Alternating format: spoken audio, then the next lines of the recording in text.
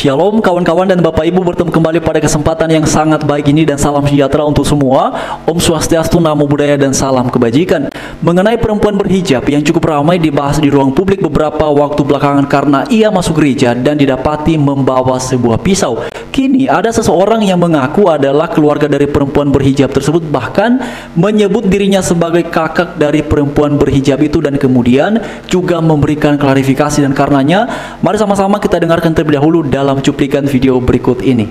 Maaf, ini aku dari keluarganya, keluarga dari adik aku, ini aku kakaknya. Aku di sini cuma mau ngelurusin bahwasanya adik aku emang kurang normal. Di sini dianya itu nikah sama orang Madura, tapi di sini cuma ikut suaminya. Nah, pas kejadian itu adik aku itu mau nyamperin aku, mau rujak-rujakan, terus bawa pisau, emang dari rumah, dari kosan. Ini dari kosan. Aku di sini sekali lagi cuman mau minta maaf sebesar-besarnya atas kesalahan adik aku. Di sini adik aku udah kurang normal itu dari 2023 udah dibawa ke rumah sakit, emang udah jadi pasien. Tapi pas akhir tahun adik aku udah agak normal. Terus agak normal, tapi masih ada sedikit tidak normalnya. Paham ya? Nah, nikah sama orang Madura, di sini cuman ngekos, suaminya jualan. Terus ada itu mau nyamperin aku kerja di Surabaya Manukan. Terus adik mau kesini nyamperin aku, dia bilangnya ke suaminya mau rujakan. Ya mungkin pas di jalan, kan di Wonorejo ada salah satu yang meninggal. Mungkin ada itu ke bawah, mungkin emang kan dianya juga kurang normal. Makanya ada itu jadi bicaranya tuh ngelantur.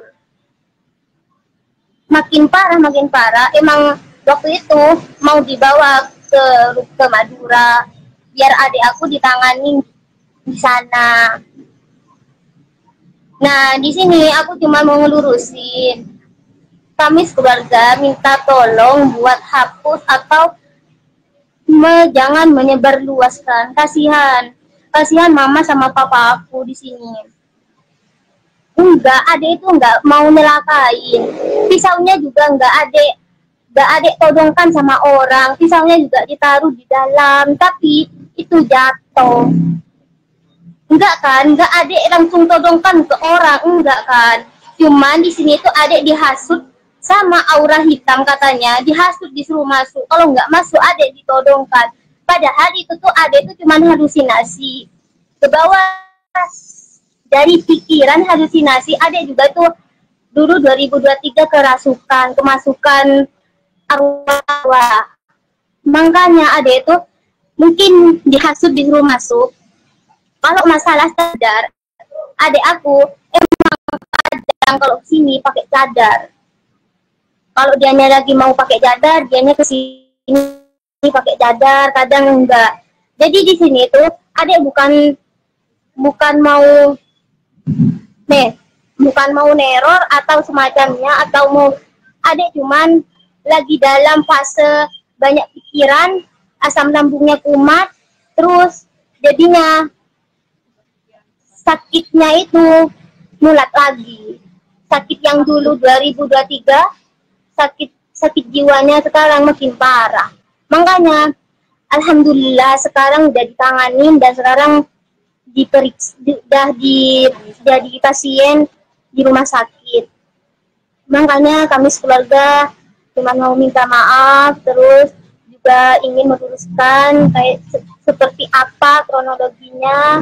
Ada dua poin penting yang disampaikan dalam video yang sudah kita dengarkan bersama-sama tadi. Yang pertama adalah dia menyampaikan permintaan maaf, dan yang kedua adalah menjelaskan bahwa adiknya itu katanya menurut versinya adalah kurang normal. Nah, mengenai poin yang pertama bahwa dia menyampaikan permintaan maaf, dan tentu saja sebagai orang yang beragama Kristen ataupun yang percaya kepada Tuhan Yesus dan sebagaimana diajarkan oleh Alkitab, dan itu sudah menjadi bagian dari iman kita orang Kristen, tentu saja kita diwajibkan untuk memberikan maaf kepada mereka yang berbuat salah. Bahkan lebih daripada itu, kalau kita lihat dalam Alkitab, Tuhan Yesus mengajarkan bahwa kita harus mendoakan dan memberkati mereka yang berbuat tidak baik terhadap kita, orang-orang yang percaya kepada Tuhan Yesus. Dan saya yakin sikap ataupun hal yang sama pastinya dilakukan oleh saudara-saudara kita yang ada yang bergereja ataupun berjemaat di gereja Santo Stefanus di Surabaya.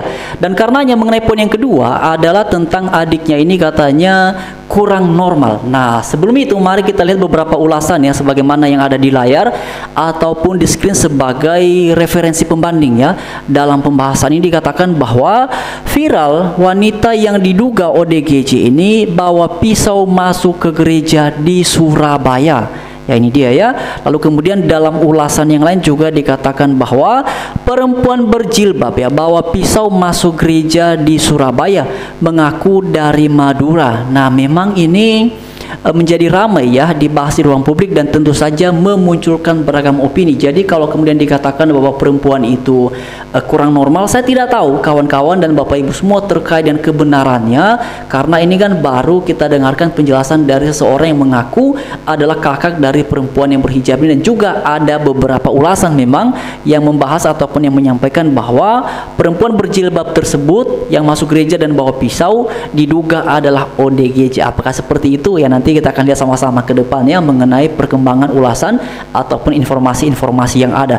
Tetapi begini Bapak Ibu semua, mengapa ini menjadi ramai di kalangan saudara-saudara kita yang beragama Kristen? Tentu ini sebenarnya sesuatu yang lumrah ya, sehingga kemudian cukup banyak yang membahasnya dan memunculkan beragam reaksi, memunculkan beragam respon dari kalangan yang beragama Kristen ataupun yang berjemaat di gereja Santo Stefanus di Surabaya ini. Karena kalau kita flashback ataupun kembali melihat ke belakang ya, terkait dengan apa yang dialami oleh saudara-saudara kita yang beragama Kristen di beberapa daerah ini, itu banyak sekali ya kawan-kawan dan Bapak Ibu. Kita hitung satu-satu misalnya ya, mulai dari sulitnya pendirian tempat peribadatan, lalu kemudian juga adanya pembubaran ataupun pelarangan kegiatan peribadatan umat Kristen, lalu kemudian juga disertai dengan aksi-aksi demonstrasi yang meminta ya penolakan pendirian gereja, yang kemudian juga meminta pembubaran ibadah. Bahkan ya bukan hanya gereja, bukan hanya ibadah yang dibubarkan ataupun dilarang, tetapi juga sekolah yang beberapa waktu yang lalu itu pun juga ramai ya, itu ada yang ditolak Bapak Ibu ya kawan-kawan semua. Lebih tepatnya adalah sekolah Gamaliel yang ada di Parepare. Bahkan dalam sebuah pertemuan pun juga dalam beberapa ulasan katanya DPRD di sana juga ya, setelah mendengarkan aspirasi dari warga setempat yang menolak, mereka pun juga pada akhirnya memutuskan untuk menolak pendirian sekolah tersebut. Dan tentu saja ini memunculkan juga beragam reaksi. Lalu kalau kita lihat kejadian ataupun peristiwa-peristiwa yang lain, misalnya ada gereja yang dirusak ya, bahkan ada gereja yang kemudian ada meledak dan segala macamnya. Jadi tidak mengherankan ketika hal yang seperti ini terjadi, ini langsung ramai di kalangan masyarakat Kristen karena ada faktor yang menyebabkannya. Memang dalam video yang sudah ramai itu tidak ada tindakan ya yang dilakukan oleh perempuan berjilbab ini. Dia itu masuk gereja lalu entah bagaimana kronologi detailnya sehingga pada akhirnya dia diketahui membawa sebuah pisau. Nah, lalu kemudian kawan-kawan, dalam video yang sudah ramai itu juga ditanyakan sebenarnya mengapa ia melakukan itu, mengapa ia berbuat seperti demikian. Katanya sih karena disuruh. Apakah benar dia disuruh? Ya kita nggak tahu. Ini kan klaim ataupun penjelasan yang disampaikannya ketika ditanyakan oleh salah satu jemaat ya. Videonya lebih lengkapnya kawan-kawan Bapak Ibu semua juga bisa menyimak di video sebelum ini ya. Jadi saya secara pribadi pada akhirnya Bapak Ibu semua melihat ini memang juga cukup mengagetkan sebenarnya ketika saya pertama sekali melihat beberapa waktu belakangan. Wah, kok bisa ya tiba-tiba ada seorang yang bukan Kristen karena dia kan menggunakan hijab ya. Jadi tentu dia bukan seorang Kristen, kecuali kalau kita bicara dalam konteks yang lain ya. Karena ada juga saudara yang percaya kepada Tuhan Yesus tapi menggunakan hijab ya, ataupun penutup kepala. Itu beda cerita lagi kawan-kawan ya.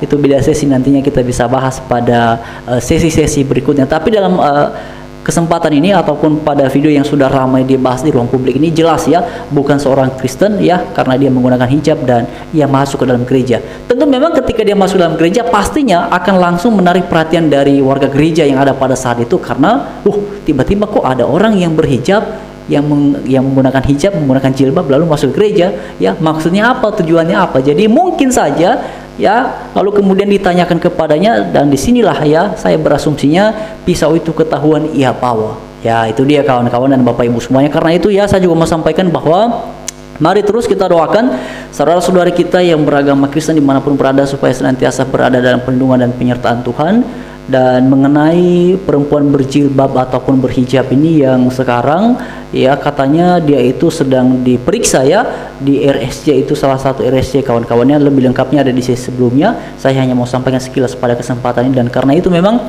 belum ada kesimpulan akhir terkait dengan apakah benar dia ini ODGJ ataukah bagaimana. Mengenai penjelasan yang disampaikan oleh seseorang yang mengaku adalah keluarga dari perempuan berhijab ini, kita belum bisa memastikan kebenarannya, karena dalam video itu pun juga itu kan sesi live ya, jadi kameranya pun juga kameranya dalam posisi off ya, jadi tidak dibuka sehingga orang pun tidak bisa memastikan apakah benar ataukah tidak. Tapi itulah opini yang kemudian berkembang di ruang publik mengenai perempuan berhijab ini. Namun mari terus kita doakan yang terbaik bagi semua pengadut agama yang ada di bangsa kita di Indonesia, supaya semuanya boleh hidup harmonis, boleh hidup berdampingan, berasaskan pada Pancasila, karena kita Bhinneka Tunggal Ika. Terima kasih, Tuhan memberkati kita semuanya.